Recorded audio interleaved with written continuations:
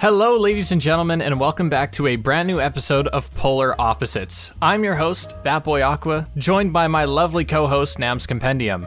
And we have a very special episode today, and Nam, why don't you tell us why? Well, our special episode, we have decided to invite on our first guest. Woo! Good stuff. Yeah, we have a good friend of the channel, good friend just in general. We talk to him all the time. Oh, yeah. So, why don't you introduce yourself? Hey guys, Tony for long-form discussion style podcast here. Tony4You. How's it going, guys? I'm happy to be here. It's going. Yeah, it's going. I have to fucking cough real bad, though. Oh, do it. Right in the mic. Peek it. Oh. That's probably going to be loud as fuck. So, that's usually the question that we lead with. And since you are the special guest, I'll ask you first. Tony, how are you doing today? I'm doing good. I'm a little nervous to be here, honestly. This is my... Hanging out with my friends is the first podcast. I want to make them proud. My friends here. I think you'll do just fine. Trust me, it's a lot more casual than it seems. Okay, because before we came in here, you said if you say or ah, or if you swear one time, you're off, and I'm never having you on again. Is that true? Yeah, and I'm sticking to my guns on that. I'll get you the fuck out of here. All right? Okay. One wrong move, that's all it takes. Okay. Nick, how are you today? I'm doing very well. I put out a somewhat contentious tweet the other day. Ooh. Because for those who don't know, the Persona games 3, 4, and 5 have now been officially announced to come to Xbox and Windows. We like Very it. exciting. But something that seems to be a bit of a mixed bag is that instead of using the PlayStation 2 version of Persona 3, titled Persona 3 FES, they're instead using the PSP port. The difference is in the PSP port is that there is some extra content for sure, but some stuff was changed arguably for better or for worse. One of the most notable examples is its different presentation, and that seems to be getting a lot of people a bit riled up, that they're going with that version instead of the PlayStation 2 version. Which version do you think they should go with? Honestly, I think that they should go with the PS2 version, if only because it would shut people up. Oh. Outside of the discourse, like, what do you personally which one believe? I prefer? Yeah. That's a tough one. I think I like playing through Portable more, if only because the extra content in that version of the game isn't as bad as the extra content that was added in FES, in my opinion. There's some really stupid shit in it, but there's also, like, stuff I really do like. And just general changes made to the way it plays, I prefer it there. Well, you've told me in our personal conversations before that you think that the PS2 version of P3 is better to play as a first experience, which I imagine when it comes to Game Pass, that's going to be a lot of people's first experience, because it has actual cutscenes in it, but Portable is told more as a visual novel. And so personally, I'm not going to wait for Portable. I'm just going to emulate the PS2 version. Yeah. I also think it helps playing FES first because it's closer to the original intent of the game. Yeah. And I'm all about that stuff, if you don't know. If you don't know who I am, I'm super into that kind of stuff. If I play an old game, I will not, like on an emulator or something, I don't like fucking with the resolution. I don't like changing, like adding widescreen hacks and all that. I like it the way that it was always meant to be seen. I am the exact opposite. If I play a game on a PS2 emulator, I'm scaling that shit to 4K. I'm running it at like 144 hertz, and I'm putting all the post-processing on it that I can. I want it to look pretty. Tony, what do you think about the difference, or I guess the debate on which one is better? The PS2 version or the PS Vita version? Or PSP version? Yeah, the PSP. I'm somewhat of a game purist myself. I think that the originals of games have their own merit to such a degree that you should play them first, and the enhanced edition, quote unquote, should be almost always strictly be played afterwards. The PS2 versions of Persona 3 and Persona 4, I think, are standalone experiences that I enjoy a lot. A lot of people know that I'm one of the few people that think the original voice actor for Chie is superior. I think that Persona 3 FES is an amazing experience alone. And Persona 3 Portable is so different, despite it being the same game. It's so different that the fact that they're bringing one over the other is going to make people think that, oh, FES is just, the one before it. But it's not. It's like completely different. The cutscenes are different. The added content is different. it's a standalone experience in a way, and you should play both, really. That's actually a really interesting standpoint to take. And I very much agree with you. I think there's probably merit. Well, there is merit. There's the female protagonist route that was introduced in Portable, and I think that, you know, the new social links and stuff that are introduced with that warrants playing through both of them. And then you can see the changes that they brought within Portable compared to FES. Yeah. The gameplay differences aside, I mean, obviously the AI-controlled party members, which was lightly touched upon in the tweet that we talked about before, but all in all, if they tweaked some things of the FES version, I think that would be totally fine. But I think also just due to the fact that it's so different means that, like, you can't pick one over the other. There should be like a Kingdom Hearts all-in-one. There should be like a Persona all-in-one disc that they release, or game that you can buy, you know, like where it has FES and Persona 3 Portable, because essentially they are different games. You could have a completely different experience playing the female route. You know, I think people would be a lot less upset if they just released a Persona 3 quote-unquote collection, where it's just like, you open the game and you get a menu between FES or Portable, and just has like a description of which each one is. Where it's like, oh, this was the game as originally intended. If you want to, like we recommend you play this one first. And then they also have next to it the Portable box art, and it goes, this was the remix version that we made in 2010. It comes with all this stuff. Play this if you want this kind of experience. I think that would have solved a lot of issues people had. Yeah, probably. I mean, at the end of the day, we are the vast minority of gamers. Obviously, like, there was, I'm not sure the actual statistic, but the people that are here probably listening to this are like hardcore of the hardcore, people that watch videos about video games, people that listen to podcasts about video games. They're the minority, and people honestly will just see Persona on the Game Pass and be like, cool. And they won't even know the other version exists. A majority of them. They'll probably just play Portable and then go, oh, that's weird. It's called Portable. I'm playing this on my computer. And then that'll be the end of it. But I think it's doing the series a disservice not to have both. Yeah, I agree. They should have both available, and you get to pick which one you prefer. I totally agree with what you guys are saying. So let's move on to our first question, because when we bring a special guest on, I think there's going to be two kinds of episodes, and these, I guess, frameworks are probably going to overlap a lot. It's either going to be an interview style or just a shoot the shit style. So because this is Tony's first episode on the show, because trust me, he'll be back again. This first one's going to be an interview style, and the next one that he comes on, however many episodes from now that may be, it'll be more of a shooting the shit with just some buddies. So our first question that we want to ask is, Tony, what is your channel? Tell us a little bit about yourself. All right, yeah. I will tell a brief description of my channel. Hi, I am Tony, owner and operator of channel Tony4You. I talk mainly about Shin Megami Tensei and Persona series, mainly focusing on the narrative and theological inspiration aspects of it. I am a person that greatly values story above any other aspect in game. I try to dig deep in the theological and historical inspiration of aspects in games plenty of other people might overlook. And I've built my channel off the basis of highly researched, highly edited, brief descriptions of what inspired my favorite game series. And quite the successful channel, too. Well, I mean, I'm happy with where it went, for sure. When compared to other channels, even in the same niche, it's a nice little channel, I'd say. I'm very, very happy with the way it's been going, and hopefully where it'll end up going as well.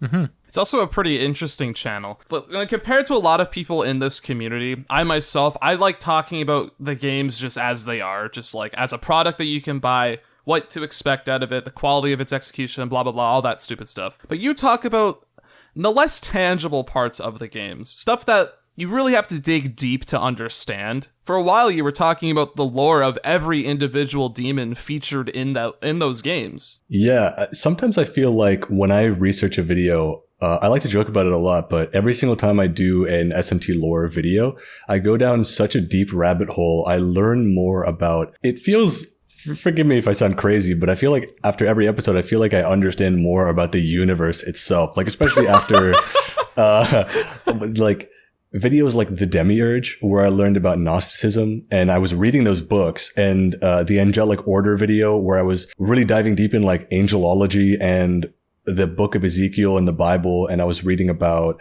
the Old Testament, the forgotten esoteric texts that were omitted from the Bible on purpose. It was really weird uncovering these truths that there are contemporary texts that could shed light on the history of our people in general, that 99% of the population had no idea books of the Bible were willfully omitted from the church because they weren't fitting in line with the narrative they were trying to spin, and what Gnosticism is, what the ancient churches used to do, what the Philistine Empire was, stuff like that. I don't want to go on a rant, but it's really interesting, I think. Yeah, I agree. And as much as it is funny to hear you say you feel like you understand the universe more, there is merit to the idea that SMT lore and I guess world lore do sort of intersect because all the demons are based on like the real world mythologies. Yeah, and at the end of the day, my videos aren't even so much SMT lore videos, so much as I'm using SMT as a jumping off point to understand more about theology and history and mythology as well.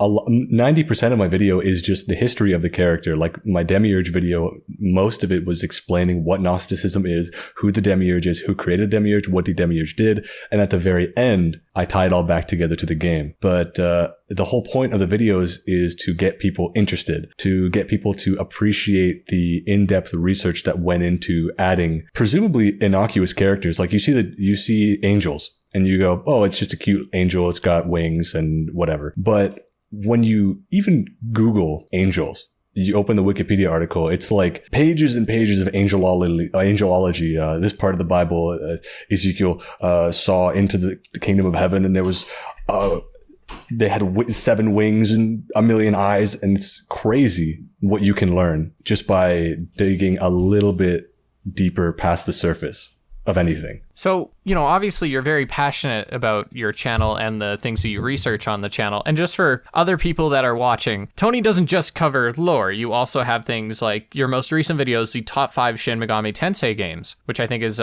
great. One of your most popular videos, and one that I had a great time watching, was Shin Megami Tensei's alignment problem, which takes a really neat perspective on the way alignments are presented in those games. And so I wanted to ask you, what inspired you to make your channel? I'd say, thank you for the compliments on those videos. I'm happy to do discussion style videos as well. But the reason why I started my channel, as you might know, my first video was where to start SMT. It had really humble beginnings where when I was trying to answer that question for myself, a lot of the times I didn't really find the answers I was looking for, the explanations I was looking for. And I knew that I had somewhat of a unique voice, as arrogant as that might sound. I felt like I had a unique voice and believed I could fill a niche that I saw needed filling for people like me, people who thought like me, people who had the same interests as me, what they value. And I will tell you, I value it as well. And I'll tell you what parts of it,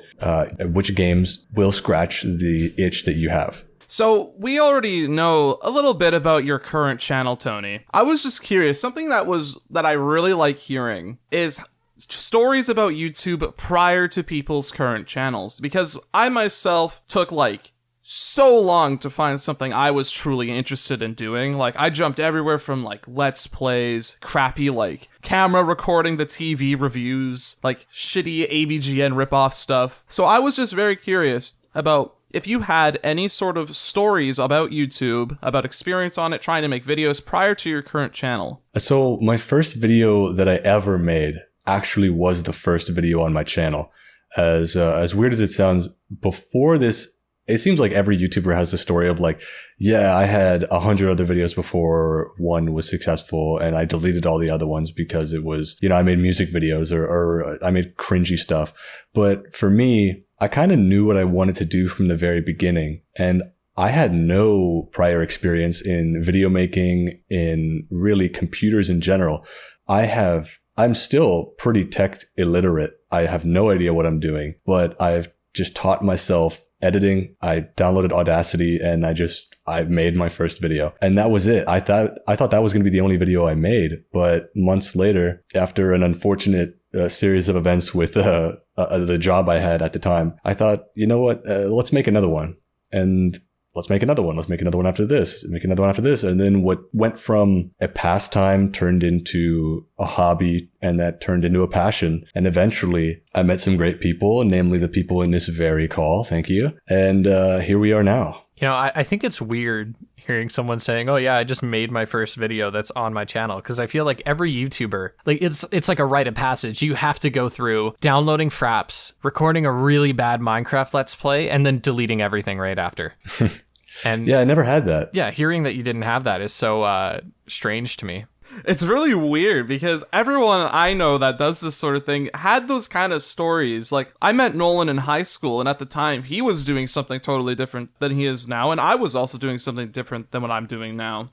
Yeah. And I still remember watching some of his older videos and leaving comments on them, and I remember him doing the same for me. It's pretty strange to meet someone who found something almost immediately. Yeah. For me and Nick, I think I can speak for you, Nick. It was like the stuff we were making before, it was, we enjoyed it, but I feel like the stuff we do now is like our calling on YouTube. You know what I mean? Yeah. It's something that we feel like, yes, this is what I should be doing. And maybe that's just because we've had success with it, and so we have that reinforcement. But to hear that you immediately landed on your calling, as we're going to name it, is really interesting and really cool, actually. Yeah, I don't really have a story. Like, I know a lot of people, like you said, I don't know how it was for you guys, but when you made your first video that maybe was the one you thought, okay, this is the one I'm going to stick with, I never really had the aha moment like, oh, I had a lot of fun making this, as opposed to the other ones. I made SMT videos. My first game I played in the series was Persona 4. Then it was like history from there. I was wanting to get into SMT. I couldn't do it. Like I said before, I was like, I'll make my own Where to Start SMT. And then I made it. And then I played more and more of the series, and my passion for the series grew more and more every game I played. And I saw, I saw the passion behind the community behind it. And I had people that I respected in the community. I had aspects of the game I knew I was passionate about. It kind of scratched every itch of me as a person. This is a game based on theological demons, and these demons are extremely interesting. You could go days and days and days researching them, and I did. Yeah, I was doing this all alone anyway. I was researching this stuff, like becoming euphoric and enlightened, as it were. And I was really having a great time, and I was telling it to my friends, to my family, and then eventually I was just like, yeah, let's share this with other people, and I might as well see if anyone else is interested in the same topic as well. And lo and behold, they were. So you talk a lot about, obviously, world knowledge and mythology, and SMT is sort of the vehicle you use to drive those lessons. And so we kind of have to ask, what's your favorite SMT game? And to clarify, that is like all of SMT. That includes Persona, any of the spin-offs, yada yada. Good question. A lot of people don't know this about me, but I actually prefer Persona to SMT, despite how much of my channel is dedicated to Shin Megami Tensei mainline and the spin-off games, aside from Persona, obviously spin-off. I much prefer Persona, the slice of life stuff. I like the characters, I like the music, I like all that stuff. So Persona 4 is definitely one of my favorite video games ever made. And that's without any nostalgia attached to it. It is a game I played in college, in the later half of my college years, since I went in like right out of high school. And I loved it to death. I loved it so much. I played 4, then 5, then 3, then 1, then 2, right after each other. And I could not get enough. And then I went into the series proper. And I guess that's what spurred on my passion to make videos. But deep in my heart, I'm a Persona fan through and through. I love it. Well, thanks a lot, because now this video is going to get dislike bombed by the true SMT fans. Not only did you say Persona was your favorite, you said Persona 4 was your favorite. Yeah, God. That is like the recipe for disaster. But you got some very good taste there, sir. Thank you, my friend. I can't decide between 4 or 5 which one I think is the best, but I think 4 is a very acceptable answer. And they're both great. They are both great games, but they have really bad writing, Tony. No! Ryuji, Bad a teenager, says for real. Who says that? Also, the people who are making that criticism genuinely say poggers in their day-to-day life, but we're going to ignore that. Man, Futaga's so unrealistic. Also, Yo, poggers. Mom comes downstairs. Hey, hun, we're having oatmeal for dinner. And he's like, oh, that's pog, dude. Thanks, Keck W. I'll be upstairs.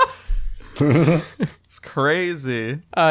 Since we're kind of on that topic, Nick, do you want to answer what is your favorite SMT/Persona game? Yeah, I'm the same as Tony, honestly. Persona 4 is my favorite one. It was a toss-up between 5 and 4 for so long. Like, when I first played P5 when it came out, I was like, man, that is such a good game. But I feel as though as time has gone on, Persona 4 left a lot of a emotional impact on me. It's a game that I think about a lot. It's a game that has a very welcoming feeling to it. It feels, as dumb as it sounds, it feels like you're home again when you play it. Like, it brings me back to, like, times where I would, like, just hang out with my friends after school, just sort of bumming around, because there wasn't really much to do growing up. I didn't have a car when I was, like, in high school. I couldn't really go anywhere, so it was mostly just me and my friends going to, like, the movie theater sometimes, just sort of hanging out. And Persona 4 kind of reminds me of those days. You know, I'm currently in that middle ground between 4 or 5. I would have said 4 Golden is better than base 5, but Royals kind of upset that Royal's balance. Really good.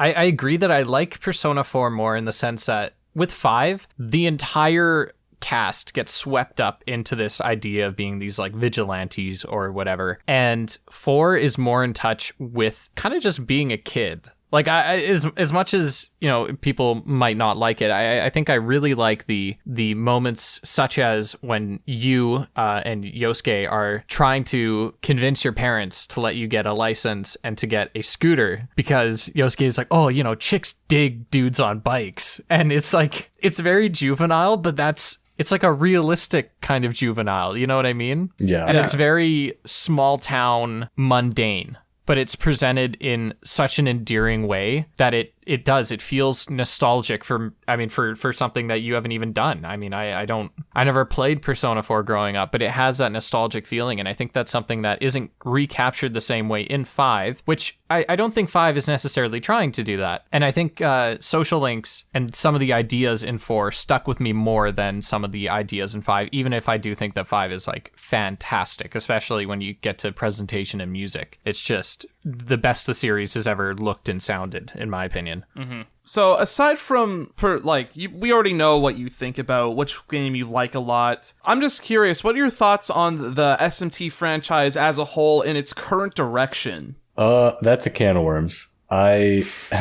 In the alignment problem video that was mentioned before, I had to cut out a few lines. That's the Doomer Tony talking in me at the very end. And I don't know if I told you guys this, but a lot of the lines that were supposed to be in the alignment problem video were incredibly negative towards the direction of the game, because I felt like SMT 1 had great alignments, great characters, great story. SMT 2 had great alignments, more or less, great characters, but the alignments were a bit rough. 3 did something incredibly unique, but it was different in a good way. And 4 and 5 ended up doing a lot narratively that I did not like. And like I said before, and I keep saying, I greatly value characters and narrative far above gameplay in a video game. And I know that sounds weird because a game should be gameplay, but to me, it's incredibly important for a JRPG, a game I'm going to be spending hundreds of hours in, potentially, to have a narrative and characters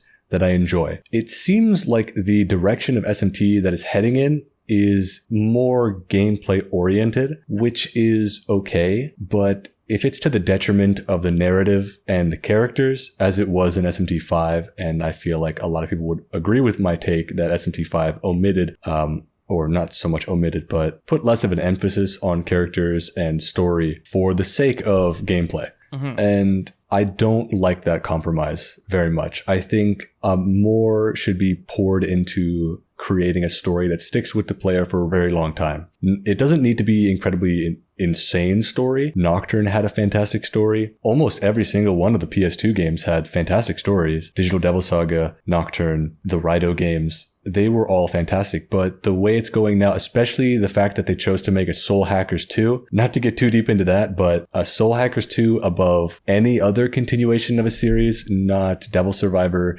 not Raito, not Digital Devil Saga, not any of these other titles in the games, but Soul Hackers, which is universally touted as a almost Saturday morning cartoon story SMT game. It's very troubling. And I kind of agree with that to some extent. Because to bring it back to SMT 5, like, a lot of people have this agreement that SMT5 has a lot of great gameplay to it. Some fantastic ideas that like push the series forward, like in terms of gameplay, like larger maps. We get to see demons on the overworld. They're full models. Party member customization was great, but we don't really see many people talking about that game since it came out. And I think that has to do with the fact that its story did not leave any sort of impact on anyone. There's not much to talk about with SMT5's narrative, and when people talk about a bunch of SMT games, it's usually about the alignment discussion, it's about the characters, it's about the world, and SMT5 doesn't really have that going for it. Yeah, no, I agree. It's very few and far between with characterization moments that stick out. I basically can only tell you the names of the characters in the games, not particularly what they do, least of all their personality, aside from the famous one with Mr. Virgil. But it's just disappointing to see the direction that they're taking it in as, oh, well, make the areas look cool. Okay, but what about the world? What about the atmosphere? What about the characters inhabiting this world? What about the stories being told even on a smaller scale as opposed to the larger narrative? And I agree. Most people aren't talking about that game anymore and it's not even really their fault. There's not much to say. We've basically talked all there was to say about SMT5 a couple weeks after it released, and we've cleaned our hands of it. We're back to talking about 3 and 4 and Digital Devil Saga and Raido and Devil Survivor. Games that came out years and years before on handheld consoles, but still managed to stick with us far longer than the newest entry in the series. Whenever a discussion like this comes up in that a game starts sort of not abandoning its story, but when you look at something like SMT5, it's clear that gameplay was focused on more than story. And something people always bring up is that gameplay should be the most important thing in a game. And I actually agree with that mindset. I think if it's a toss-up between what do you focus on more, good gameplay or good story, I think good gameplay is going to be what I choose every single time. But an interesting quote, or I guess a paraphrase I'd like to bring up, comes from, of course, a Joseph Anderson video, where he said that gameplay is king, but story is queen, and her throne sits right next to his. And I think that's something that a lot of people tend to forget when they discuss the importance of gameplay, because SMT5, as a lot of people have said, has the best gameplay in the series. And, right? I think it does. More or less, yeah. And I feel like even though the story isn't as strong, it should be much stronger. So, all right, now that we've talked about the games, let's get into the nitty gritty. I know where this is going. How do you feel about the SMT community, Tony? Oh, brother, the SMT community, it's uniquely weird. I wouldn't say the SMT community is so much a community of the entire series, so much as sub-communities within a series. Like, there's the Persona fandom, the Persona community, there's the SMT mainline community, there's even spin-off communities, like there's people that only like Devil Survivor, and don't even get me started on them. There's people that only like very specific game types. There's people that like the classics. There's people that like the new. There's people that like Persona. It's very fragmented. But overall, I'd say that the community is not as bad as people say it is. It is toxic. It's elitist at times, but at the same time, it's filled with such passionate people that once you sift through the mud, you find people that are incredibly smart and deserving of respect that will enlighten you on topics you didn't even know existed. So it's overall pretty good. That's a very positive take from you, and I applaud you for having such a bright outlook. I mean, me personally, I think the greatest achievement of the SMT community is that despite how fragmented it is and despite how many small communities there are within the larger umbrella of SMT, they are all equally annoying as fuck. And I think that's very impressive. I think SMT fans, they might be some of the most entitled fans I've interacted with online. And of course, I'm not talking about anyone in particular, but I truthfully, I love just staying as far away from the series as possible. Nick, what do you think? It's always that the vocal minority is always the loudest. Have you guys ever heard that saying? Yeah. Yeah, it's kind of like Sonic in a way, where people love to like take the piss out of those fans because of those infamous examples within the fan base itself, but there are some great people there. Like, more often than not, I think you're going to have a good conversation with someone. It's just that those times where it's just some guy who feels like they're superior for no reason and just talks down to you for liking one thing over another. And this isn't just me saying, oh, mainline people versus Persona fans. This is even like within Persona itself. Like, oh, if you like P5, you're not a real fan. It's like, dude, shut up. Like, I just like the games. Who cares? Yeah. Also, PSA for people who don't know it already. If you enjoy a game and you want someone to play it, don't tell them that the game you like is better than the game they like. And if they play the game you like, they will hate every other game because yours is so good. Exactly. That doesn't make sense. Like, that's not even just limited to SMT. I remember seeing that all the time with, like, Yakuza, where it's like, you say you like it can be some random game. Like, I've seen it where people say, yeah, I like Persona 3. Oh, that game's bad. Play Yakuza 0 instead. It's like, no. No, thank you. Like, if it's just gonna be like that, I don't think I want to do that. That's like, I cover a lot of the Arkham games, and I got some comments just over the last year or two saying that, you know, the Shadow of Mordor games or the Shadow of games are far better than the Arkham games, and their combat is admittedly similar, so that's where the comparison comes from. And I got so many people telling me that, like, it's way better, and they're like, trust me, the Arkham series sucks compared to this game. I tried Shadow of Mordor, and it's not fun. Like, I mean, I'm not saying that it's a bad game. I haven't finished it, but I put it down after 4 hours because I was just bored out of my skull. It is, yeah. And maybe I need to give it more of a chance, because I'll admit there are some games, like, there are some games that get really good after kind of a long time. Like, I'll always say that Watch Dogs Legion is the most boring game that I've played in a long time for the first, like, 20 hours. And then for 5 hours, it gets really, really good. And then it goes back to shit for, like, the last 30 minutes. And, and it's just so weird because... people are always like, well, how come you kind of like Watch Dogs Legion? And I say, like, trust me, you know, after the first 20 hours, this game gets kind of good. It's also hard to sell someone on something like that. And I wouldn't want to sell someone on something like that. Like, I think, honestly, if the game's 25 hours, only 5 of it is good, it's like, well, that's still only 20% of the game that's actually good. Or something like, I think the best part of the Borderlands games is the end game. Once you have a maxed out character and you're farming for guns, I think that's where the game's completely at its peak. But it takes a lot of time to get there. And the time trying to get there isn't the most fun. Because I think Borderlands is fun on the first playthrough because everything's new and interesting. And then you have to do True Vault Hunter mode, which is kind of a slog. And then you have to do Ultimate, which is an even greater slog. And then you just grind up levels, grinding for the same guns over and over again so that you can make grinding for levels easier, and then vice versa. And then once you finally hit the max level of, like, level 72 plus you're like OP9, so you're like actually level 81 or 82 or something like that. It's like only at that point then you can go online and you can farm bosses with friends that I think the game is at its peak. And it's like, is it really fair to say that I recommend the game if I say, yeah, you got to play the game for 30 hours before you can fully enjoy it? Probably not, but yeah. Anyways, aside from the SMT community, what was the biggest...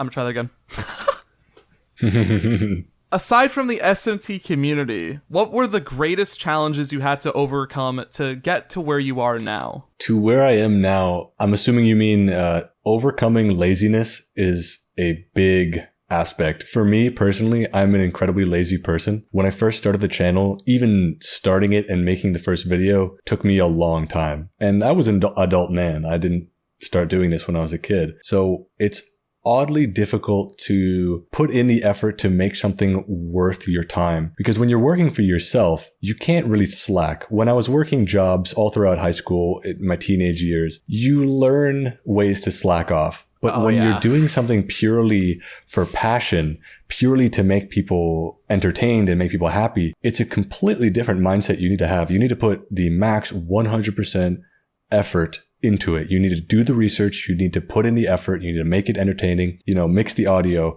record the footage, edit the video, record everything, mix it properly. There's a lot that goes into it that is a lot of work. Learning to start small and understanding that your first time doing it is obviously going to be the worst because it's your first, and transforming something that is something you wanted to try out into, like I said before, something I did to something I do to a hobby to a passion, that transition is exponentially gaining experience, comfort, enjoyment, fulfillment of what you do. I really like that you mentioned not being lazy, because I think that is something that a lot of people struggle with. And I've always kind of had this mindset of, in order to be good at something, you don't have to master the skill, you just have to master your work ethic. And I think especially on YouTube, it is very important to not just put the time in, but to actually make the most of your time. Because, I mean, like you said, when I worked as a cashier back in the day, dude, oh man, I would find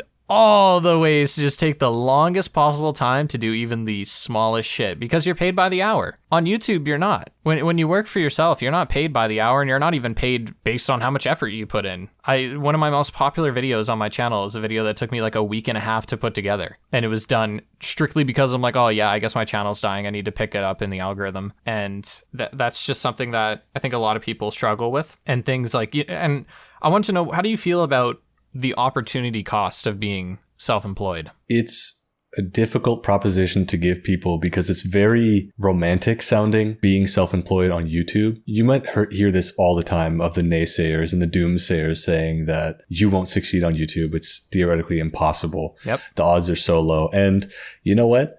They're probably right. There's no job security. There's no guarantee of success. There's no guarantee of return on investment. So when you are looking to become self-employed on YouTube specifically, you hear it time and time again. If you ask 90% of YouTubers, did you think you would be successful when you first started? They'll all say no. It comes from passion. It comes from a hobby that transforms into something more. And that's the success story for a lot of people. It's, I just wanted to do this. I had passion. I had drive, and I did something and people liked it. And then that's the make or break moment. A lot of people don't realize is that it isn't just doing something. It's doing something and continuing to do it and adhering to a schedule and understanding what made it successful and being able to parlay initial success into long-term success. Yeah. And I probably am not even there. But to the point where I am now, I'd like to think that I put in effort, probably not as much as I should have. We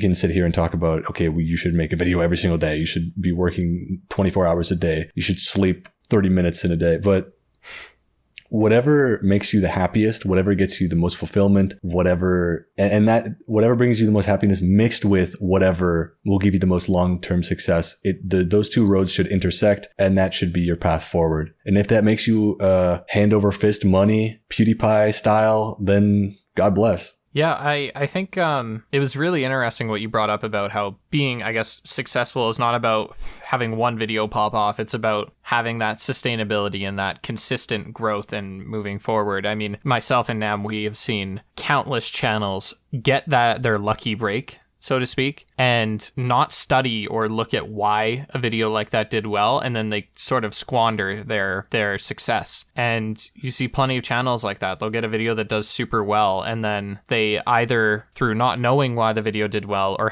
being too stubborn to lean into what did so well, end up just kind of going back to their previous numbers. And that's really, I guess, I wish that didn't happen as much as it does, but the fact that you were able to avoid that is something you should be really proud of. Yeah, it's very easy to fall into this trap where one thing does well, and then you somehow convince yourself that it wasn't because you had a good topic, it wasn't because of what you were talking about, your thumbnail, your title, anything like that. You somehow convince yourself that it was because of you and your own personality. And as Nolan said, him and I have seen so many channels that get this one video they make, it blows up 100,000 views, and then they don't do anything similar to it, and it ends up not working out for them. And thankfully, him and I, and also you, because I'm trying to remember, this was when we first started talking, Tony, when you made that one video, and after it did pretty well, I was trying to tell you, look, you should keep doing more stuff like that. I believe that's how it happened.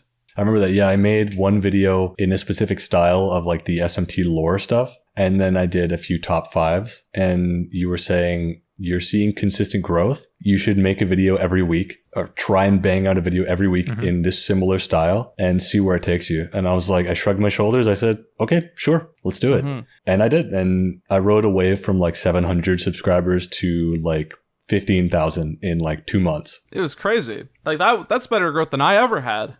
Yeah, same. This is just like a general tip for anyone doing YouTube stuff. If something is working, please just keep doing it. Even if it does slightly pigeonhole you at the time, you can still break out with enough effort. Like, I have this huge, as we say, doomer mindset. I'm not afraid to admit this. Whenever I put out a video outside of my niche that doesn't do that well, I do feel kind of bad. And I talked to Nolan about it, and he thankfully, cheers me up a bit. He calms me down. He says, look, you and I, we're gonna try to fix this together. And I very much appreciate having a friend like that. You're my boy, of course. And I'm willing to do that for you two as well. And I think, don't put too much pressure on yourself if it doesn't work out immediately, but you should also remember that there is a sort of opportunistic motive behind YouTube stuff. You gotta be sure to like roll with the punches or capitalize on stuff that's working out for you. That, and when we say pigeonhole, it doesn't mean that you're stuck doing the same stuff, but that you need to slowly branch out more. Mm-hmm. So for myself, the two major series on my channel that always do numbers when I post a video for them is Assassin's Creed and Batman. And so what I've been doing is, as I continue to review those games, I try to branch out into other stuff. So I branched out into Spider-Man quite successfully. And the returns weren't as great, but they were still good enough to where I could justify doing more of them. And then I eventually branched into Uncharted. Those videos did well, so now I'm covering that. My first video on Tomb Raider did well. So I think that's what's important too, is like obviously lean into what works, but only do that for the first little bit, and don't make it so that once you run out of, say, Assassin's Creed games to cover, your channel's dead. It should be, obviously you're going to take a hit. I think once I upload my final Assassin's Creed video, I'm probably going to lose a couple of subscribers just because that's what they were there for. And now that that's done, they're not going to come back, and that's fine. But I think it's really important to not get caught up in something that you mentioned earlier, Nick, which is the ego and this idea that I'm successful because of me. And look, I mean, all three of us here, we've had success with our channels, and it is because of ourselves. It's because of our work that we put in, and I'm not trying to invalidate that for you guys or anyone else listening that is a successful creator. But I think especially, and I've seen this a few times within the video essay sphere, is people think that the reason their video essays get views is because of them and their personality. And they believe that, and I think putting personality in your videos is important, but people will sit there and say, they're there because of me. They love me. And I think in almost every case, that's just straight wrong. Yes, and no matter the channel, like I think for myself, I know that I have at least like 2,000 people that whatever I put out, they're going to watch it, no matter what. But I'd be lying to myself if I said that the reason my Batman videos did well was because of me and my personality, and it had nothing to do with the title and thumbnail being good. The relevance, considering that we have 2 new Batman games in the work and a Batman movie that came out, and the fact that it's just a niche that for a time was untapped because of the lack of release games. And so I think people that ignore the more statistical side of it in favor of thinking that it's because they themselves are just geniuses and are so sophisticated in critiquing games, I think that's a trap that they fall into, and that'll ultimately lead to their own demise, because then they think, one, that they can jump into whatever game that they want, and 2, then they just have unrealistic expectations of how well a video is going to do. Because when I release a video on fucking Tetris, if I think that video is going to do well, I'm kidding myself, genuinely. Like, I'm setting myself up to fail if I think a video on Tetris is going to do well. And so when I did release a video on that and it got like 10,000 views in the first 2 weeks, I wasn't that disappointed, because it was more of a passion project. I really wanted to make a video talking about how much I love those games. And the same goes for the Honey Pop games. That's just the way it is. And I think expecting them to do better than they actually will is a trap that people fall into. And it's good that you yourself have not fallen into that, Tony. Oddly enough, I did kind of fall into that. I don't know if you guys have watched the video. One of the earliest videos I made on my channel was the beauty of RPG Maker games. And I never talk about that video, and neither does anyone else. But it is a video that I made where I talked about 3 RPG Maker games I thought were really cool. And even at the time, it was like my 3rd or 4th video. It got less views than I usually did. And I usually hit like 500 views. And that one got like 40. And I was like, dang. So even early on, your first couple videos, that's the niche you're in. But that's something that you learned from. You didn't just sort of, what a lot of people do is they blame it on the algorithm. Don't get me wrong. I think the algorithm can be unkind at times, but I think blaming your video for not getting pushed in the algorithm is most of the time just unrealistic and unfounded. chances are if a video isn't getting pushed in the algorithm, it's a problem with you and not with the algorithm. Myself and Nick have had some occasions where, Nick, do you remember a year ago you had a video that just got like almost shadow banned for no reason? Yes, it was the this is no tinfoil hat theory at all. No, it wasn't. We verified this shit. Actually happened. It was my Persona 3 Portable video. It came out doing very well, and then it was either the next day or hell, even just a few hours later after it came out. It was still a very new video when this happened. Yeah. It was completely removed from search results. This is not like an SEO thing, because even if you looked up the name of my channel, it would not even show up as a new video that I made. Mm-hmm. Like, you would have to go on the channel itself and click the video tab to even see it. At first, I thought it was, like, a thing on my end, but I even reached out to YouTube support, and they said, oh, it's just not ranking in search results, and it's like, but that doesn't make any sense. You can't even see it if you look at my own name. Like, you couldn't find it if you searched for the exact title of the video. No, you couldn't find it with the title. Like, when I say look at my own name, if you look up a YouTube channel name, it'll show the channel, right? And just below it, it tells you their 2 most recent videos. Yeah. Like, that video was just missing. It was gone. And yeah, when that happens, that fucking sucks, and I'm not going to sugarcoat that at all. Right after you messaged support and they told you, like, no, it's not our fault, it just started ranking It just again. showed up again right after that. Or, like, I had this recently with my Uncharted video, my Golden Abyss video, and I'm not mad about this because this ended up turning out okay. Video starts is at like a 4 out of 10. And I check back an hour later and it's at like an 8. And I'm like, whoa, what happened? And I look at the impressions, and for a solid hour, it just didn't get recommended at all. Like, not a single recommendation. And then just started getting recommended again. Like, it was like the video was literally frozen for an hour. And then it just went back up to 4 out of 10 or whatever. Like, it was doing fine after that. And I feel like for a smaller channel, having a video that just stops getting recommended for an hour can kill a video. Huge. And so I think, like, don't get me wrong, you can blame the algorithm sometimes, but it's not always the algorithm's fault. Yeah. What also doesn't help is just the cold, unflinching nature of the YouTube studio statistics. Oh, yeah. Because, oh my god, I think those stupid arrows have caused me more stress than anything. And the ranking out of 10? Oh. The ranking out of 10, the best way to describe it is toxic. Explain what the ranking thing is for our non-YouTuber listeners. I believe this only starts once you get 10 videos out. I believe so. It's been a long time since I started making videos, so I don't even remember. It does not. Okay. But when you start uploading more videos, eventually you start getting them ranked when they come out. It'll say, for example, I have my thing pulled up so I can read it. It says, first X amount of days, X amount of time compared to your typical performance. And then it'll give you a number out of 10. And this is ranked from 1 being the best to 10 being the worst. It'll compare it to the last 10 videos you made at that time. It gives you a number. It shows you how many views, click-through rate, all that stuff. And then those are accompanied with a couple marks. There's the up green arrow, which is what you always want. There's the neutral check mark, as I like to call it, which just means it's typical. But worst of all, there's the down gray arrow. And that has been the most stressful thing in my life. Because when the arrow is down in gray, that means it's not doing as well. And when it's not doing as well, and you already have an audience, it can kind of stay that way or get worse if you don't do something about it. And those were like some self-doubting thoughts can come from. Where it's like the doomer energy takes over and you're like, oh, this sucks. Like, why am I even trying? Blah, blah, blah. And usually you can fix it, but sometimes you can't. And it really is a determinant of your mood. If I have a green upward arrow, I'm in a great mood. If I got a little white check mark, I'm okay. If I got a gray arrow, I'm pissed. And to add on to that, YouTube is not very helpful at all either. You can hover over it.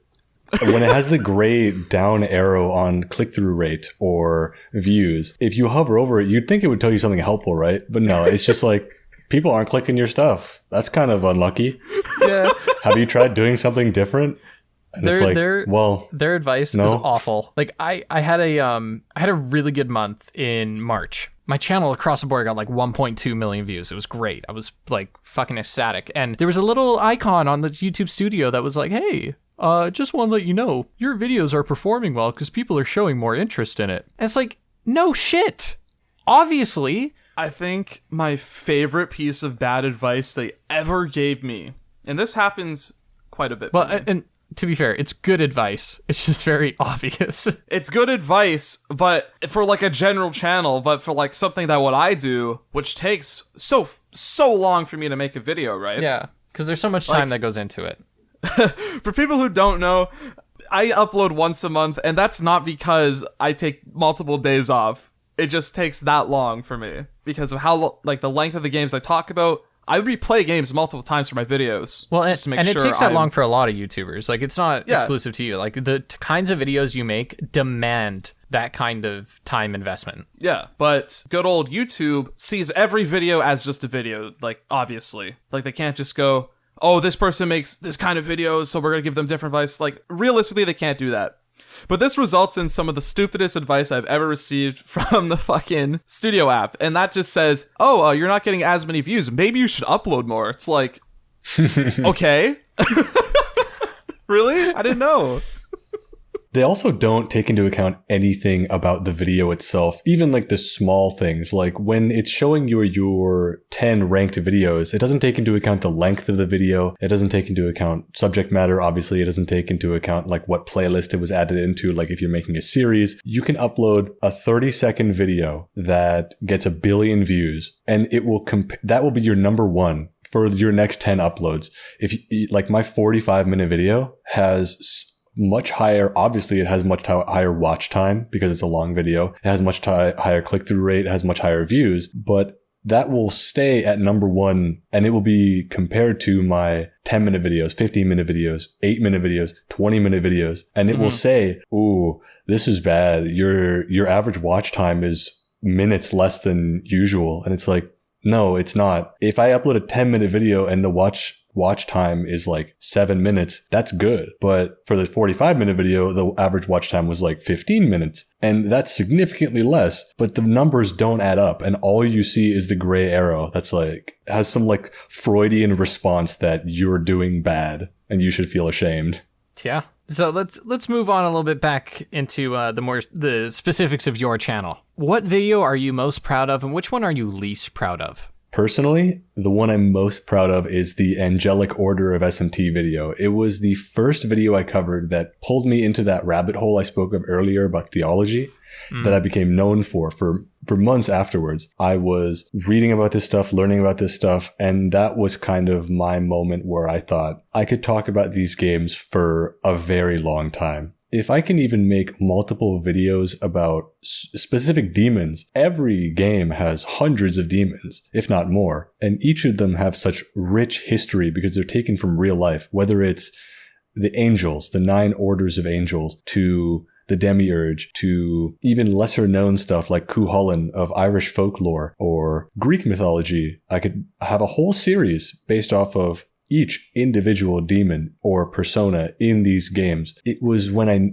I knew that I could talk about these games potentially forever and never run out of material. And for the one I'm least proud of, on the flip side, is the top 5 best persona social links video. Not because it's bad at all. I actually completely stand by what I said in the video, but because by virtue of it being a video I made earlier on in my channel's life, I've advanced so much more as a writer, as an editor, as a script writer, as a voiceover, sound audio mixer guy, that I could make the video so much better. I could explain my points much more thoroughly. I could make it sound better. I could make it look better. And it's a topic I'm so passionate about, obviously the writing and narrative of these games, specifically, my favorite series ever, that maybe I will remake it one day. Yeah, I think you could say a lot about social links in another video, possibly, because you seem very passionate about the subject. Yeah, I love characters. The character writing in games is my most valued part, pretty much. The narrative is very important. The characters, I need to love them. Also, they are like the king and queen. The narrative and the characters living in the world. Mm-hmm. That's really interesting. But yeah, sorry, I did both of them kind of at the same time. The Angelic Order video was also a very important video to me, and I hope that was the one that kind of spurred my channel to the success it is now. Yeah, I get that. So what's the biggest misconception people have about you and your channel? The biggest misconception is something that has been permeating in the entirety of whenever someone makes a video discussing the lore of a specific subject, especially if it's a subject that most people already know about but might not know the in-depth aspects of it, a lot of people think, oh, I already know that. Like when I made a video about the 4 archangels, a lot of people didn't watch it because they're like, I already know. Yeah, Michael, Gabriel. I went to school. But a lot of the nitty-gritty aspects of theology, of history, can't really be understood from a surface level understanding of religion or of mythology. It demands more in-depth research. And I pride myself on being able to do that research and coalescing that all into one highly digestible 10 to 20 minute video that you can,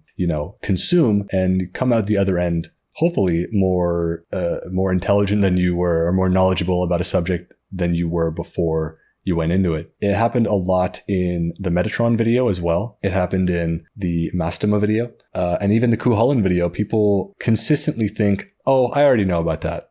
But like everything in life, there's layers deeper and deeper and deeper of understanding, especially when it comes to anthropological stuff, the history of cultures, the history of theology, the history of contemporary time periods. There's so much more to it. And I would implore you to even use my video. Beyond that, go and do your own research. Get these books, read them, watch videos about it past mine, go down the rabbit hole that I did. It's a lot of fun, and I hope I can get people interested. But I just need to get them in the door. That's great. Here's a follow-up question. What's one part of the video creation process you wish you could remove? I'm a very obsessive person, and consistency is the most important thing to me, hands down. It's actually quite a problem, little things like the distance between my mouth and my microphone needs to be consistent. The decibel level of my voice needs to be consistent. So when it comes to the video making process, definitely recording audio is a part that I dread so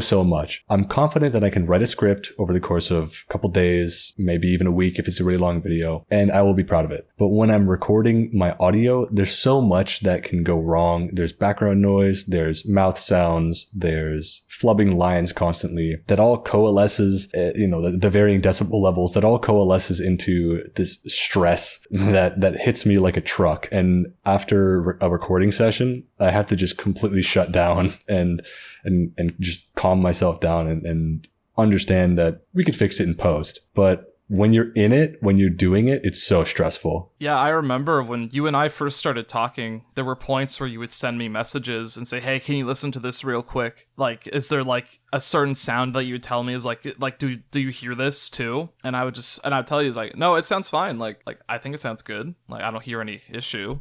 Yeah. And I remember one night you and I were like looking at like methods of like improving voiceover quality, and like you tried to determine like, oh, I've been drinking too much water, it's making my mouth too wet, blah blah blah. It's like introducing all this like lip smack sound. It's like, and I get that. I get wanting to make something as perfect as you can, because even me personally, fuck you, it's my interview now. I hate you. Yeah, Nick, tell us about yourself. Like, even for me personally, like something I dread was the script writing process. Because I remember telling you this, Nolan, and you even watched me do this. Oh, yeah. I think I may have told you about this, Tony, but I am very obsessive with phrasing things in the best way possible so that my point gets totally across, no one misconstrues it, because not to clown on Nolan or anything, that's happened to him a couple times where people take what he says out of context or don't understand what he's trying to say, and then they form a completely different point, and they use that as fuel to call him an idiot. Just a couple times? Maybe once or twice. Yeah. But a couple hundred. So what I do is, when writing a script, I'm trying to get over this hurdle right now. When I'm writing a script, I'll write a sentence and then I doubt myself. And when that happens, I'll delete it. I'll even go as far as delete a whole paragraph, rewrite the paragraph. It's the same point. It's just phrased slightly differently. Yeah, it's the same sentence, different words. Yeah, and Nolan was watching me do this once. And afterwards, he was like, I saw you delete a perfectly fine thing 5 times and just rewrite it. Yeah. And each Like, time you could have he just kept it would have been fine. each time he wrote the sentence, it conveyed the exact same point. And I understand that obsession. I think the reason I don't have that is because I know that no matter what the fuck I say, Twitter is just going to almost YouTube poop level cut different words together to make me say something I didn't actually fucking say. Like the amount of like out of context clips I have and like the amount of people that believe those out of context clips are exactly what I believe boggles my fucking mind every day. And so I think because I know that no matter what I say, it's going to be taken out of context and people are just going to literally like watch the video on mute and just assume that I'm saying something, I've just given up. I'm like, yeah, whatever. I'm just going to say how I feel. And as long as I understand it, and as long as, you know, I can tell when I write something, when I reread it, and I'm like, wait a minute, that's like an incoherent half sentence. Like, you know, when you get in the zone and you're writing something and you reread it after and you're like, wait a minute, that part doesn't make any sense. There was a point where I was doing a voiceover and then I got to a part where I actually just stopped halfway through a sentence and just never finished it. Yeah.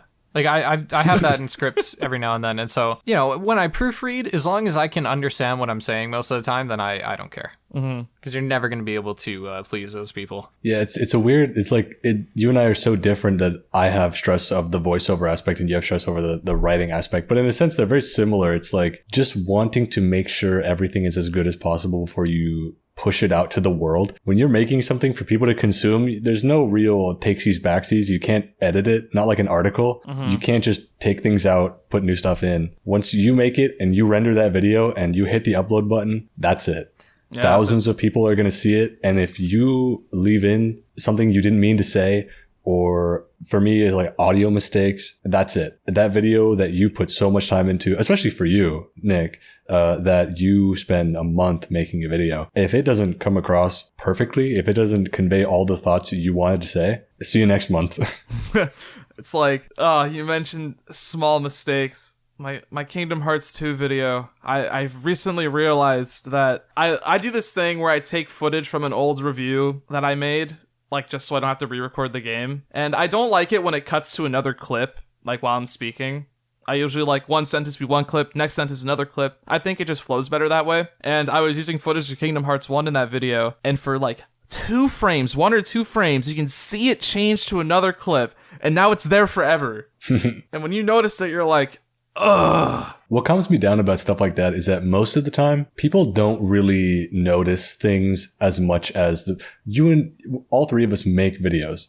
So we'll notice specific things, like we'll notice, oh, that guy's audio, you know, this audio wasn't compressed, or he didn't normalize this, or he didn't limit this, or there's some mouth sounds here, or he left in some stuff that he probably shouldn't have. But, and also for the editing side and scripting side, there's things that could have been taken out. There's repeated words, like stuff that really only the most in it people will recognize. But when most people will consume videos very passively, they'll have it on in the other monitor, or they'll have it on the TV while they're playing Candy Crush or whatever, or they'll have it on when they're at work. And they could not care less about whether or not a couple frames of a video is the wrong game, or if I accidentally leave in a little bit of mouth sounds or whatever. Yeah. And that kind of always helps me feel better, knowing that, oh, you know, the average guy won't care. Yeah, there's even like my Yakuza 0 video has a literal export error in it, and no one has mentioned it. It's in the first like 5 seconds. And it's at the start of the video. No one's said anything.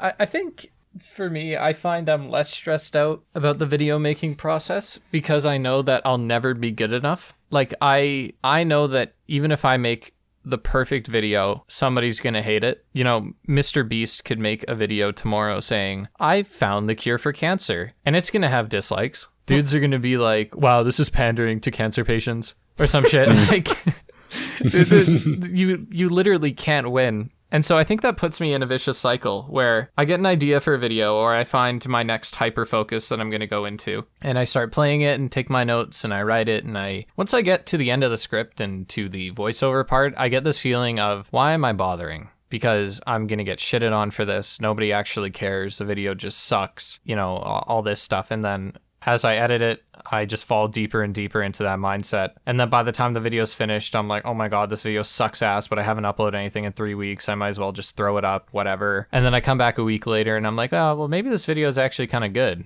And then I come back like a month later and I'm like, no, this video definitely kicks ass. And so I feel like, I don't know, I feel like for me, I cared less just because I get in that like mindset of like, I hate myself and I hate these stupid videos and I should be ashamed for making some shit like this. And it's really toxic, but it's just kind of the way the internet goes. But it does give me the inverse problem of now I don't really care. I'm just so like accepting of the fact that no matter what I put out, somebody's going to hate it. It's like I might as well just put out something that I like and that I can look back on and be proud of.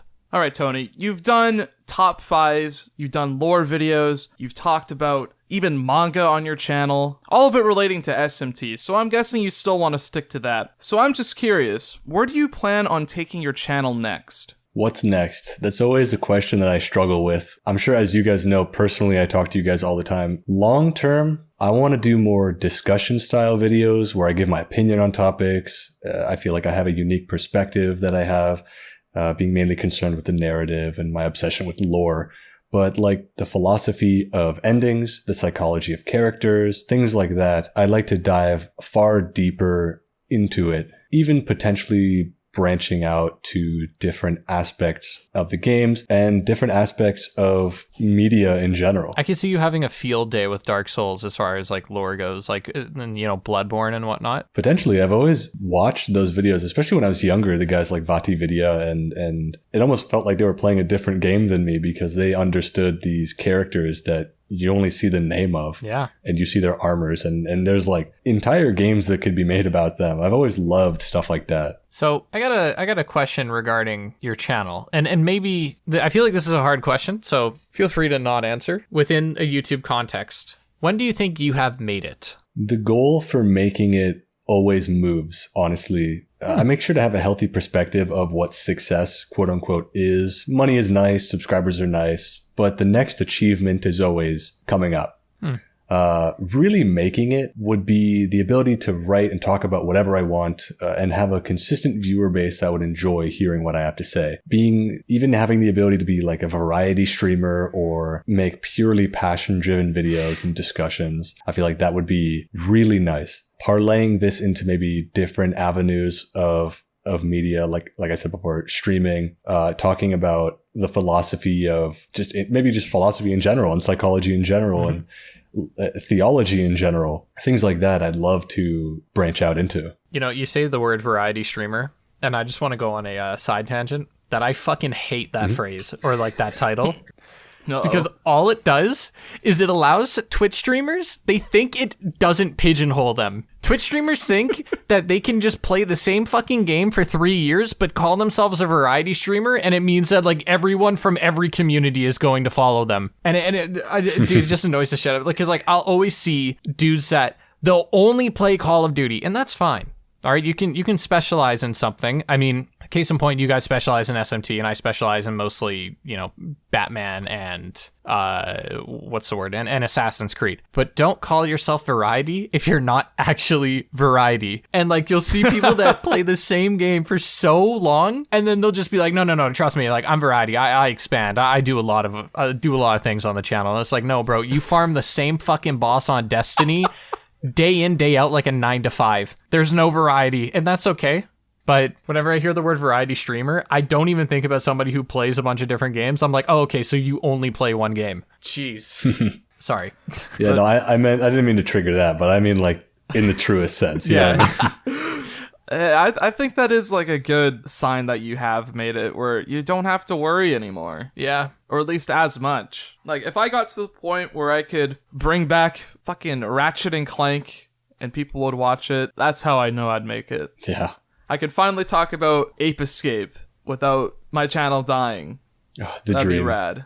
I think for me, making it would be having seniority on the platform and stability. I want to be able to consistently bring in a certain dollar amount every month. And before people start saying like, oh my God, I can't believe you're just doing it for the money. Shut the fuck up. I need to eat. And I think having that seniority of being respected on the platform. Like you look at guys like AVGN, they've been around a long time. Even people who aren't fans of his content, they at least respect like what he does. And I'm not trying to compare myself to him because I think he was a pioneer on the platform, and I think he popularized the angry review.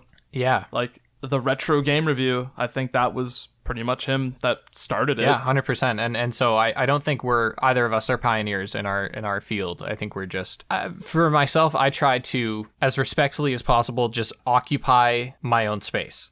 You know what I mean? And I'm not trying to change the game.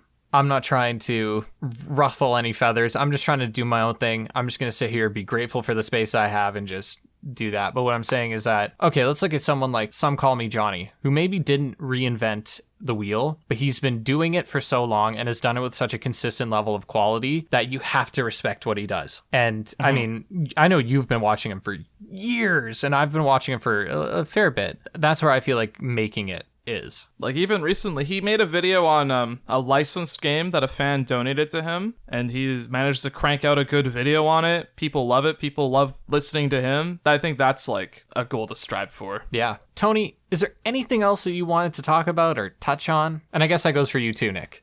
There's one thing that I wanted to say that is something that I've been talking to people about for a long time, but I never really could get my point across properly. But I think you guys will understand. But when you first start out, establishing a community for yourself is difficult, but being a part of a community is sometimes even harder. Everyone assumes that the people that make videos about the same topic are aware of each other, if not friends, but most people kind of keep to themselves. And starting out, reaching out to people like I did, I had a series where the whole point of it was to ingratiate myself into the community and reach out to people and ask them to take part in my videos. One of those people being Nom's Compendium. Thank you very much for agreeing to do that.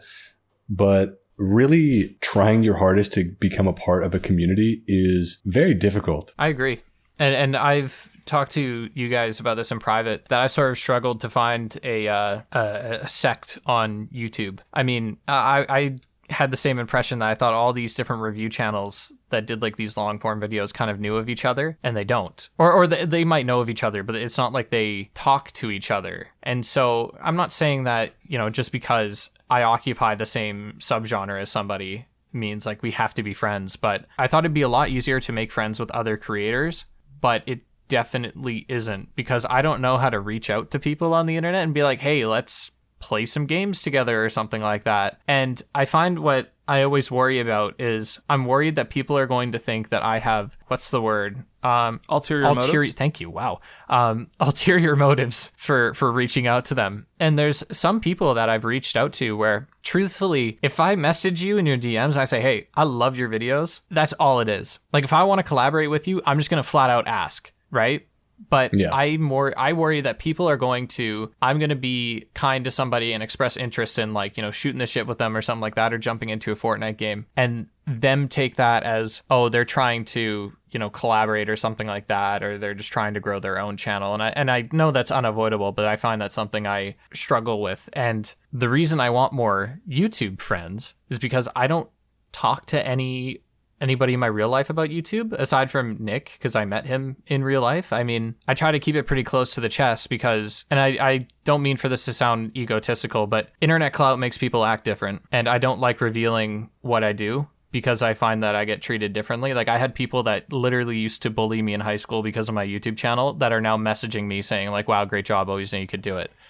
And so I think when I'm like, why don't I make friends with people that are already in that sphere, and then it's not weird. You know what I mean? Yeah. Mm-hmm. They're not as, I guess, thirsty for it. And so I thought that would be a good idea, and it has not worked for the most part, but I've made some great friends along the way. There's this guy named Tony4You that I talk to every now and then, but yeah, well, like very rarely. Like, if you wouldn't catch me dead talking to this dude like every day. But like, I've made friends with people like Gaming Wins. He's really cool. So it's definitely a hard thing to sort of nestle your way into, especially because nobody likes being the new guy. You know what I mean? And to build on your point, you said it before, but I want to kind of expand on it. It's, if you're reaching out to someone to collaborate, it's a lot easier. If I DM somebody on Twitter and I'm like, hey, do you want to be a part of my video? This is the video that I'm going to make. This is what I'd like you to do for it. Would you be interested? That's one thing. But sometimes, like, when I want to reach out to someone to get to know them or be their friend or ingratiate myself into the community, like I said before, I feel like a kid again, like twirling my hair, like looking at the floor, like, do you want to be friends? Yeah, straight up. Like, you know how much confidence? Do you have any idea how much confidence and like balls it takes to just reach out to some dude with like a ton of subscribers and be like, hey, do you want to play Fortnite? Like, Yeah. And what's fucking insane to me is I have 128,000 subscribers, and yet I get nervous reaching out to a dude with like 30K because I'm like, oh my God, this guy's so important. He has so many subscribers. Like, he doesn't have time for me. And It's weird how you can forget what your own, like, I guess, subscriber count is, if that really matters. well, because that's what I always think about. I'm like, oh, this dude has so many subscribers. He doesn't give a fuck about me. I'm a little no-name. And it's like... And it's so weird how, like, in your own head you can get about it. And I'm not saying that... Well, actually, I am saying that. I think having a decent number of subscribers gives me more confidence on the internet because it feels validating. Yeah, I feel that. But I feel like also, I don't think I'll ever shake the feeling that I always just assume nobody knows who I am, because why would they? Oh, No yeah. matter how big the number is next to my name on YouTube, I'll always just assume nobody knows who I am. So whenever someone, like, people reach out to me on Twitter, or I see people talk about me on Reddit or on Discords, I'm always really surprised. I'm like, wait, like, just people know who I am? Like, that's insane. Yeah. So if you like reached out to somebody, this happened to me before, but I reached out to somebody, I won't say who it was, but I reached out to somebody and I said, do you want to work on a video with me? This is what I'd like you to do. And then later on, they were talking to just like random people, and they were like, oh yeah, my audience recommended that I collaborate with this person, and he actually reached out to me, and it was really cool. And I was like, whoa, wait, people like me. First of all, that's weird. Second of all, they like me enough to tell other people that they like me and that they should like me too. It's like, that's insane. It's surreal. I think what was even more surreal was finding out that people that I'm a huge fan of were fans of me. Mm-hmm. And I didn't even know. Like, Fither, for example, I was in his live stream chat and I said something, and then he knew who I was, and it was very weird. And we ended up emailing each other, and he got me to do a cameo thing in one of his videos, and it was very surreal to like find out that people that you were watching for a very long time knew who you were and wanted to do stuff with you. Wow, I feel like this was a really good discussion. Yeah, I talked a lot about our YouTube grievances. Well, no, I think this is stuff that people don't talk about very often, because I think, you know, I myself, I get caught up in the idea that I should be more grateful. Because at the end of the day, my job is to play and review video games. And while it definitely isn't as glamorous as I thought it would be when I was like 11 years old, it is still a great job to have. And so I guess airing grievances about it feels wrong, even though it shouldn't be. And what I think is funny is that I'm sure any other YouTubers that watch this episode are going to feel the same way. And they're going to be like, wow, I'm so glad finally somebody said it. Yeah. But I think from the outside looking in, it looks as though we're just spoiled. It was therapeutic in a way. Yeah. Yeah, a lot of the YouTube dream life or whatever isn't really talked about, the whole, but there's no asterisks to it. It's just, yeah, I make YouTube videos, I just sit, I record my voice, I play games, and I make money, but it's like, it's never really discussed the darker side of it, I guess, like the catch-22 of it. Yeah. Where it's like, yeah, you're self-employed, you pay more taxes, or yeah, like, I have to work all the time. Yeah. Yeah, where it's like, oh, it now costs me money to go to sleep because I could be spending that time working on videos. Yeah. Like, I don't get paid a wage by not, like, working on something every single minute of my life. I am technically losing out on money. Yeah. Yeah, never fully being able to enjoy your free time, because free time is work time and work time is free time, because both of those would probably be spent playing video games anyway.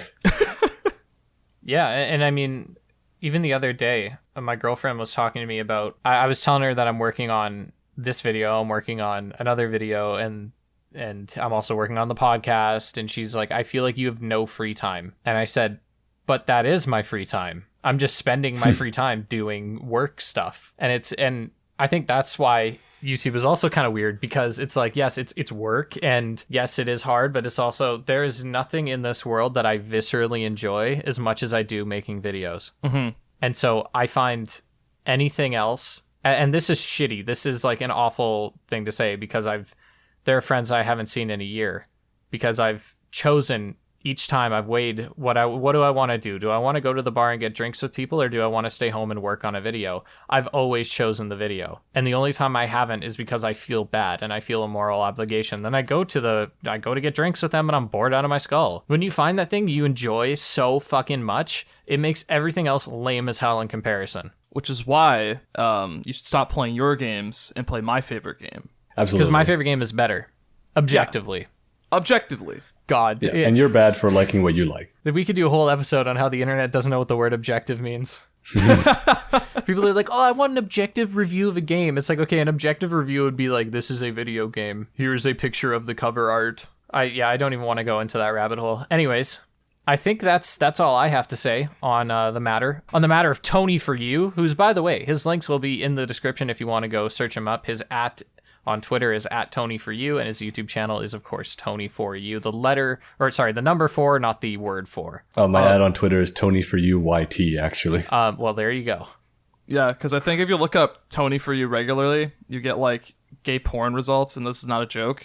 Yep. Yeah, that's not a joke. It's very weird. I should probably try to get that at gone. I don't know. We'll think about it. That's like if you look up That Boy Aqua on Reddit, you just get a bunch of porn of the character Aqua from Kingdom Hearts. So yeah. we love Reddit. Anyways, I think that is where we're gonna end the episode then. Thank you so much for joining us, Tony. Yeah, thanks so much for having me. It was a lot of fun. I'm happy to come back, like you guys said. Yeah, Tony, we're glad to have had you on the episode. We would love to talk to you again at some point on this podcast. Absolutely. Of course, we're going to talk every single day for the rest of our lives because that just seems to be the little tradition we have in our own personal server. Mm-hmm. Yeah, always fun. Is there anything you want to tell the audience, any sort of project you're working on that they can expect to see anytime soon? Yeah, like I said, I want to do more discussion style videos. So if you want something like that, stay tuned. Obviously, with the release of Personas 3, 4, and 5 on PC and Xbox, I'm hoping to do more Persona content. So look forward to that if you're interested. And as always, dig deeper, past the surface, and understand the lore and become enlightened like myself. All right. Well, thank you all for listening. It's been a pleasure, and we'll see you guys on the next episode of Polar Opposites.